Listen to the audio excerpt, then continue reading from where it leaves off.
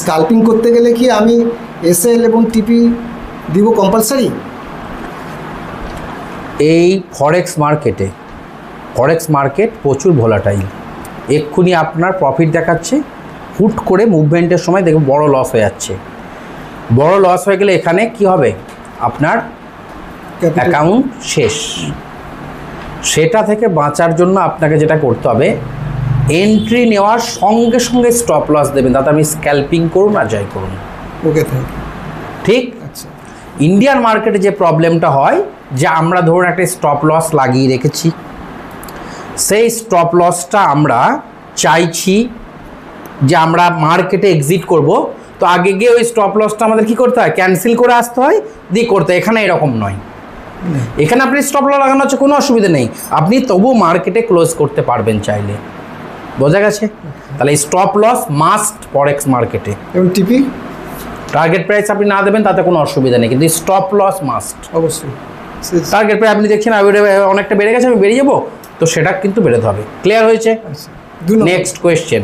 2 নম্বর, আমরা তো রিস্ক ম্যানেজমেন্টে শিখেছি 1% অথবা 2% ক্যাপিটালের রিস্ক নেব, কিন্তু যখন আমি এন্ট্রিতে ঢুকছি, সাপোজ ধরুন আমি শুটিং স্টার বা বুলিশ এনগালপি, তাহলে আমাকে স্টপ লস তো দিতে হয় শুটিং স্টারের উপরে সচরাচর, কিন্তু আমি যখন দেখছি 1% 2% তখন সেটা মেনটেন হচ্ছে না, তাহলে আমি স্টপ লসটা কীভাবে দেবো?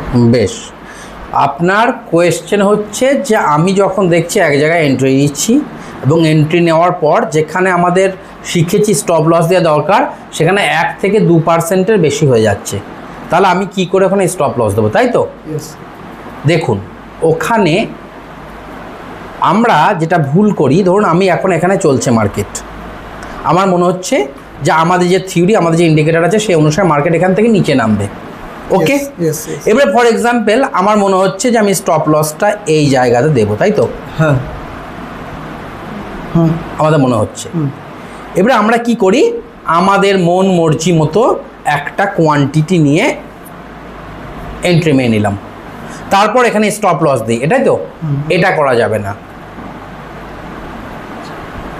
বুঝতে পেরেছো? এটা করা যাবে না। কি করতে হবে তাহলে? আমাকে প্রথমে স্কেলটা নিতে হবে। স্কেলটা সবাই নিতে পারো? স্কেল নিলে স্কেলে গিয়ে আমি প্রথমে দেখবো যে এখানে আমি এন্ট্রি মারছি, এই পর্যন্ত কতটা লস হচ্ছে। আমার দেখা যাচ্ছে 16 পিপ লস হচ্ছে। হয়েছে? এবারে ধরুন আপনার ক্যাপিটাল 1 লাখ টাকা ফর এক্সাম্পল, তার মানে $100। তাহলে $100 আমি যদি লস করতে চাই 1%, $1, তাই তো? তাহলে আমি এখানে 16 পিপে $1 লস করতে গেলে আমাকে যদি 001 নিতে হবে, যাতে আমি যেন 10 পয়েন্টে গেলে $1 লস করি। তাহলে সেই অনুসারে আমি যদি এই স্টপ লসটা আমার হয়, তখন আমি ট্রেড নেব, আর না হলে আমি ট্রেড নেব না। আগে ক্যালকুলেশন, তারপরে এন্ট্রি। বোঝা গেছে? ওকে, এদের একটা কোয়েশ্চেন